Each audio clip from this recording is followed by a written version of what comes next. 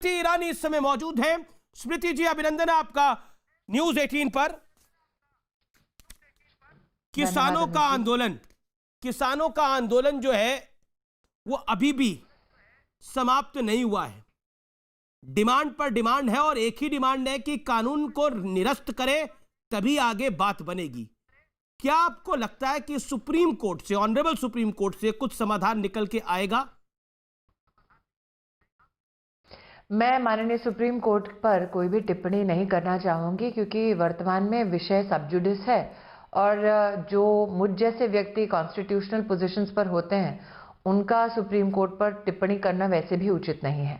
लेकिन जहां तक की बात उन किसानों की है जो किसान संगठन के रूप में अपना विरोध दर्ज करा रहे हैं, मैं आपसे कहना चाहूंगी अमीश जी कि ये जो तीनों कानून पारित हुए हैं, पहले भी आपकी डिबेट में आप देख रहे थे, गौरव जी बोल रहे थे, ये साल 2001 से कवायद शुरू हुई। इसका मतलब 19 साल से सतत कृषि क्षेत्र में किस रिफॉर्म की जरूरत है, इस पर देश भर में परिचर्चा में विभिन्न राजनीतिक दलों ने, सभी ब्यूरोक्रेट्स ने, पूरे देश के हर राज्य से जो इस विषय से संबंधित हैं, और उसमें वो किसान संगठन भी मौजूद हैं जिनमें से एक ने तो कुछ वर्षों पहले ये भी इंटरनेट के माध्यम से अपनी व्यथा को व्यक्त किया कि इस रिफॉर्म को जितनी जल्दी आप लाना चाहें लेकर आए ताकि किसान का देश में कल्याण हो।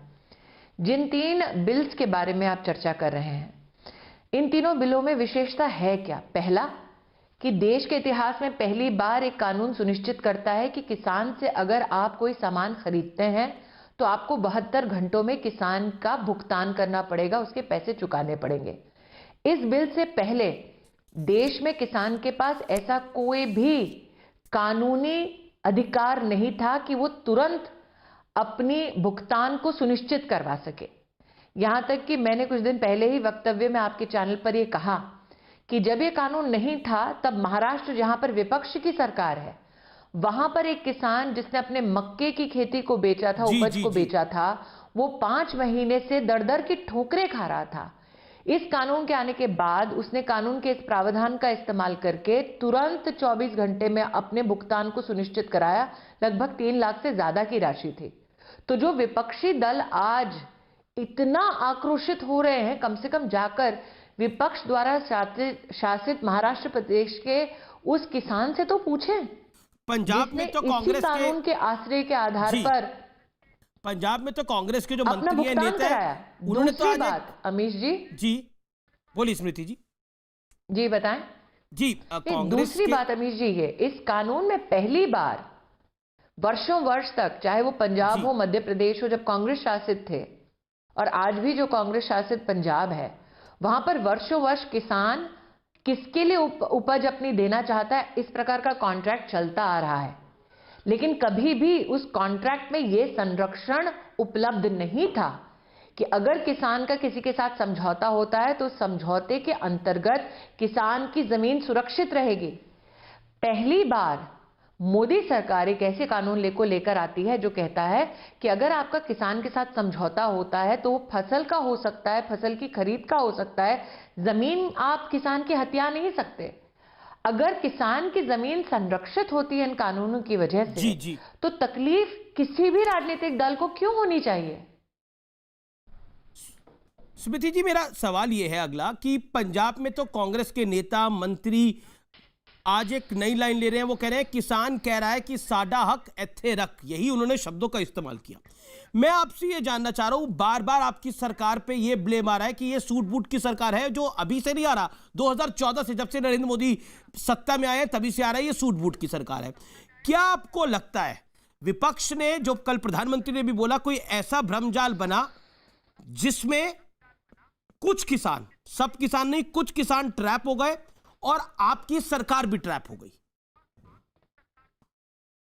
देखिए, मैं आपसे स्पष्ट रूप से कहना चाहती हूं, सरकार ने ये जो विषय पर निर्णय लिया, देश की संसद में इन बिलों को जब पारित करवाया, खुली चर्चा ना सिर्फ इस पे हुई, जबकि मैंने आपसे कहा कि शुरुआत इसकी कहां हुई, साल 2001 से परिचर्चाओं की शुरुआत हुई। मतलब 19 साल से इस विषय पर चर्चा चल रही थी। सरकार यूपीए की भी रही 10 साल, उस अंतराल में भी यूपीए की सरकार ने इन्हीं विषयों को आगे बढ़ाने का काम किया।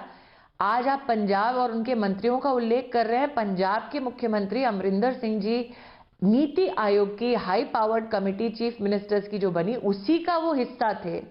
उस कमेटी में उन्होंने ही इन रिफॉर्म्स को प्रस्तावित किया और इनको प्रस्तुत किया भारत सरकार के सामने। शायद उनके मंत्रियों को पता ना हो, लेकिन उन्हें निश्चित रूप से अपने जाकर मुख्यमंत्री से पूछना चाहिए कि आप स्वयं नीति आयोग की जब कमेटी में गए तो आप ही ने कहा कि इन रिफॉर्म्स को होना चाहिए।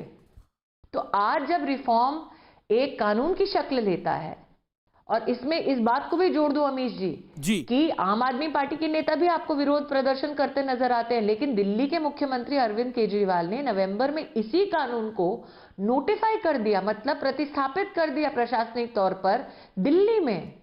और इसीलिए भारत बंद का ऐलान जब ये करते हैं, वो भारत बंद का ऐलान फेल जाता है, क्योंकि देश की जनता ये दोगलापन देख रही है कि राजनीतिकरण हो रही है। जो लोग वोट की राजनीति में जीत नहीं पाए, वो इस प्रकार की ट्रैफिक को चोक करने की राजनीति कर रहे हैं। आप कांग्रेस का उदाहरण दे रही है कि दिल्ली में जो रोक रहे हैं यातायात साधारण नागरिकों का, वो स्वयं दिल्ली के मुख्यमंत्री रोक रहे हैं, क्योंकि उनको अपनी राजनीति पंजाब में चमकानी है। इसका मतलब दिल्ली की जनता को दिल्ली के मुख्यमंत्री साफ संकेत दे रहे हैं कि पंजाब में आम आदमी पार्टी की राजनीति के लिए वो दिल्ली के साधारण नागरिक के अधिकारों का भी हनन कर सकते हैं। वो तो अब यूपी भी जा रहे हैं, उन्होंने तो कल ऐलान कर दिया मैं यूपी में भी चुनाव लड़ूंगा, मैं उत्तराखंड में भी चुनाव लड़ूंगा। वो तो यूपी भी पहुंच रहे हैं।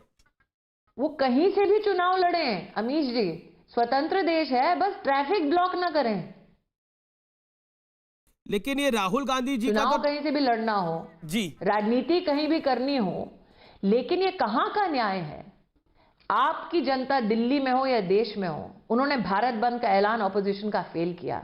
ये कहां का न्याय है कि दिल्ली का मुख्यमंत्री इस प्रकार का प्रण लेता है कि मैं प्रशासनिक जामा तो पहना दूंगा कानून को, स्वयं इसको स्वीकार कर लूंगा, लेकिन क्योंकि मुझे राजनीति पंजाब में चमकानी है, इसलिए दिल्ली के उस बॉर्डर पे जाकर बैठ जाऊंगा, जिसकी वजह से न सिर्फ दिल्ली के नागरिकों को यातायात संबंधी दिक्कत हो, बल्कि जैसा कि इंडस्ट्री ने बार बार कहा कि दिन का 3,500 करोड़ रुपया इंडस्ट्री को घाटा हो रहा है। ये कहां का न्याय है? 1800 फैक्ट्रियां बंद है, 1800 फैक्ट्रियों के मजदूर राजनीतिक रोटियां तो सीख रहे होंगे, लेकिन उन 1800 फैक्ट्रियों में जो लाखों लोग काम करते हैं उनकी रोटियां कहां से बैठे हैं? 1800 फैक्ट्रियां दिल्ली में जो बंद करके बैठे हैं वो और कोई नहीं, दिल्ली के आम आदमी पार्टी के नेता और मुख्यमंत्री अरविंद केजरीवाल बैठे हैं। इसलिए उत्तर प्रदेश की जनता तो इस भ्रमजाल में नहीं फंसेगी, क्योंकि वो चाहते हैं कि फैक्ट्रियां वहां पर चलती रहे, वो चाहते हैं कि यातायात के साधन में कोई भी अंकुश ना आए। और पंजाब में भी पहले भी हार चुके हैं, निश्चित रूप से आगे भी हारेंगे, लेकिन प्रश्न उठता है एट व्हाट कॉस्ट? कीमत क्या है? लेकिन राजनीति के अंदर अब कीमत की तो बात नहीं रह गई। आप देखिए, राहुल गांधी जी तो कह रहे हैं कि उनका कहना है कि देश के किसान पंजाब के किसानों के बराबर आय चाहते हैं, लेकिन मोदी सरकार बिहार के किसानों के बराबर उनकी आय करना चाहती है। उनका कहना है कि बिहार का किसान तो बहुत गरीब है, पंजाब का किसान बहुत अमीर है, तो उनका कहना ही है। मैं राहुल गांधी जी के संदर्भ में दो बातें कहना चाहती हूँ। अमेठी के पूर्व सांसद थे, जब वो वहां पर सांसद थे, आप तब पूछ लीजिए वहां पर क्या किसान सम्मान निधि में किसी भी किसान को सालाना 6,000 रुपया मिलता था? बिल्कुल नहीं मिलता था। अमेठी के आज 2 लाख किसानों के पास 6,000 रुपया प्रतिवर्ष मुहैया किसने किया? राहुल गांधी ने नहीं किया, नरेंद्र मोदी ने किया। अब अमेठी से वो गए वायनाड। आज अगर राहुल गांधी से पूछिए कि जिस एपीएमसी की बात राहुल गांधी कर रहे हैं, क्या उनके लोकसभा के क्षेत्र में वो व्यवस्थाएं चल रही हैं? बिल्कुल नहीं चल रही। तीसरा, आप पंजाब का बार बार अमीश जी उदाहरण दे रहे हैं, कह रहे हैं कि बिल के आने के बाद पंजाब का किसान इतना आक्रोशित है कि सबके सब मोदी के खिलाफ है। मैं आपको एक छोटा सा निवेदन करना चाहती हूँ। सितंबर माह के बाद जो एमएसपी का ऑपरेशन हुआ धान की खरीदारी का, उसमें 71,000 करोड़ रुपया 40 लाख से ज्यादा किसानों को दिया गया, सितंबर से लेकर 12 दिसंबर तक।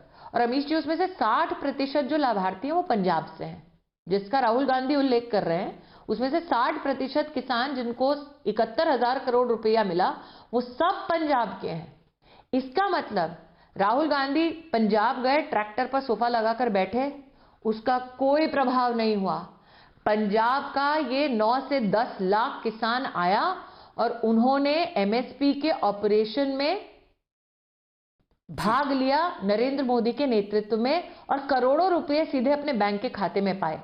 तो आज मैं किसको सच मानूं, राहुल गांधी को या फिर वो 40 लाख से ज्यादा किसान को जो एमएसपी के ऑपरेशन में सम्मिलित होकर 71,000 करोड़ रुपए का लाभ पा चुका है इस बिल के पारित होने के बाद।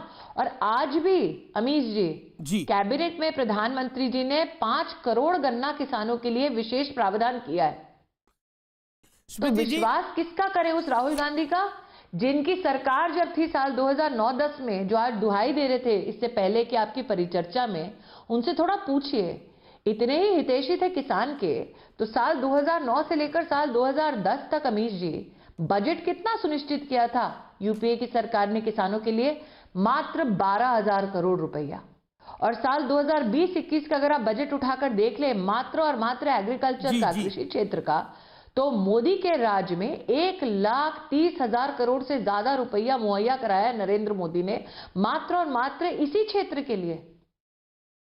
एक स्मृति जी, मैं आपसे सवाल पूछना चाहता हूं जो कि बड़ा महत्वपूर्ण है, से लेने लगे हैं। जी स्मृति जी, क्या आपको लगता है कि एक आज प्रियंका गांधी का मैं फेसबुक पोस्ट पढ़ रहा था जिसको पीआईबी ने कहा है कि ये फेक न्यूज की कैटेगरी में आता है। उन्होंने एक फेसबुक पोस्ट लिखा, जिस भारतीय रेल को देश के करोड़ों लोगों ने अपनी मेहनत से बनाया, बीजेपी सरकार ने उस पर अपने अरबपति मित्र अडानी का ठप्पा लगवा दिया है। कल को धीरे धीरे रेलवे का एक बड़ा हिस्सा मोदी जी के अरबपति मित्रों को चला जाएगा। देश के किसान, खेती किसानी को भी आज मोदी जी अरबपति मित्रों के हाथ जाने से रोकने की हम लड़ाई लड़ रहे हैं। क्या आपको लगता है चाहे राहुल हो चाहे श्रीमती वाड्रा जी, क्या आपको लगता है कि एक एंटी की बात करते हैं तो मैं आपको आमंत्रित करती हूं जी एक एंटी इमेज बनाने की कोशिश, फैक्ट्री को देखें। नहीं, मैं दो बातें इसमें कहना चाहूंगी। इमेज मुझे नहीं लगता कि राहुल गांधी और श्रीमती वाड्रा की कोई अच्छी खासी है जिसके ऊपर मुझे कोई दृष्टि डालनी पड़े।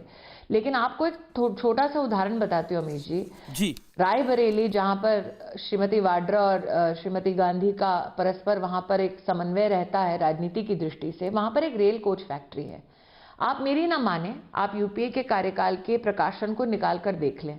रायबरेली की रेल कोच फैक्ट्री को सिर्फ सोनिया जी के लिए चलाना है ताकि वो फीता काट के फोटो खींच सकें।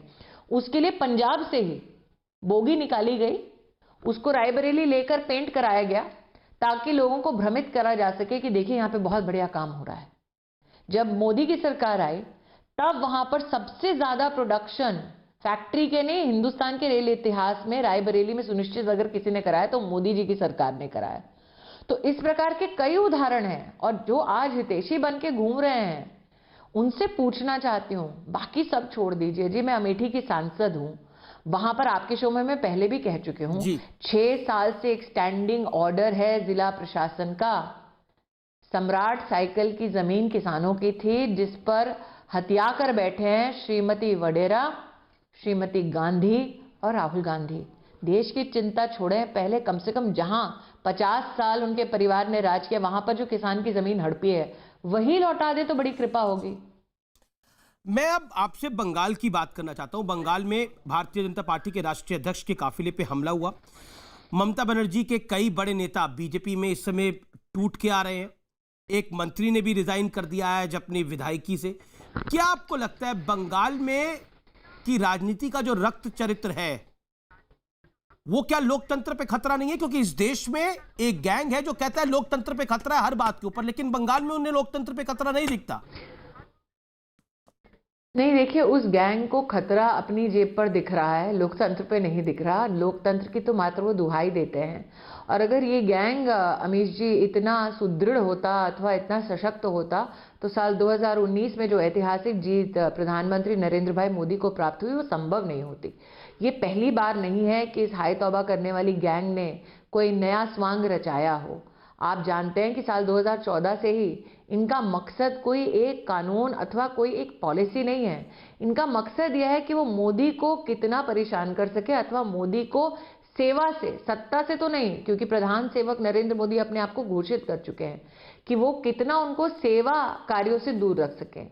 लेकिन वो समझ नहीं पाते हैं कि जितना वो नरेंद्र मोदी को आहत करने का प्रयास करते हैं, उतना ही तटस्थ होकर देश की जनता नरेंद्र मोदी के संग खड़ी हो जाती है। ममता बनर्जी पर आप इसलिए क्या मैं कहना दोबारा चाहती हैं? कहती हूँ उमेश जी, जो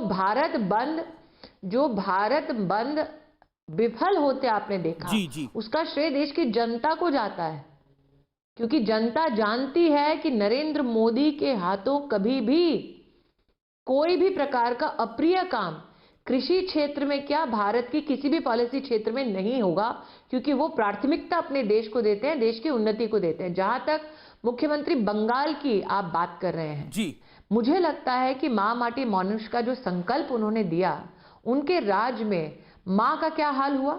अगर कोई महिला भारतीय जनता पार्टी की कार्यकर्ता है और वो लोकतांत्रिक ढंग से अपना विरोध दर्ज करती है, तो ममता बनर्जी, और ये दुख की बात है, आक्रोश की बात है, अपने हथकंडों का इस्तेमाल करते हुए पुरुष कार्यकर्ता को टीएमसी के भेज दें ताकि उस महिला कार्यकर्ता का बलात्कार हो, उसकी हत्या हो। कितने ऐसे चित्र आपने देखे हैं जिसमें भारतीय जनता पार्टी के कार्यकर्ताओं को सरेआम खुली गली में, गांव में मौत के घाट उतार दिया जाता है, फांसी से उन्हें लटका दिया जाता है। ममता बनर्जी को शायद इस बात का वहम है कि अगर इस प्रकार से सार्वजनिक हिंसा वो करवाएंगी भारतीय जनता पार्टी के कार्यकर्ताओं के खिलाफ, तो भारतीय जनता पार्टी का कार्यकर्ता सहम कर कहीं बैठ जाएगा। हमारे राष्ट्रीय अध्यक्ष पर जिस प्रकार से उन्होंने अटैक कराया, वो कहीं ना कहीं दो बातें दर्शाता है। एक, प्रशासनिक तौर पर वो पूरी तरह से विफल हैं, क्योंकि वही नहीं जानती कि लोकतंत्र तो छोड़िए, लॉ एंड ऑर्डर को किस प्रकार से बरकरार रखा जाता है। लेकिन दूसरा, उनकी तिलमिलाहट है कि उनका अपना ही एक राजनीतिक परिवेश है जो उनके हाथ से छूटता जा रहा है। कहीं ना कहीं जिस प्रकार की एंग्जाइटी वो पॉलिटिकली दिखा रही हैं, कहीं ना कहीं जिस प्रकार का उन्होंने हिंसक प्रदर्शन किया, जनता तो न्याय करेगी ना। उनको खुशफहमी ये थी कि भाजपा का कार्यकर्ता डर के घर में बैठ जाएगा। भाजपा के कार्यकर्ता का संकल्प है, आप अगर एक को मारेंगे तो 10 और खड़े हो जाएंगे। कितनों को मारेंगे आप? जी, बहुत बहुत। तो आज जो आप बंगाल में देख रहे हैं, जी स्मृति जी, रक्ततंत्र जो ममता का है, उस पर लोकतंत्र भारी होगा, ये भाजपा के कार्यकर्ता होने के नाते मैं आपको विश्वास दिला सकती हूं। बहुत बहुत शुक्रिया हमारे साथ जुड़ने के लिए, इस खास बातचीत के लिए। Thank you so much, pleasure having you. Smriti Irani केंद्रीय मंत्री हमारे साथ थी। फिलहाल आर पार में इतना ही। नमस्कार।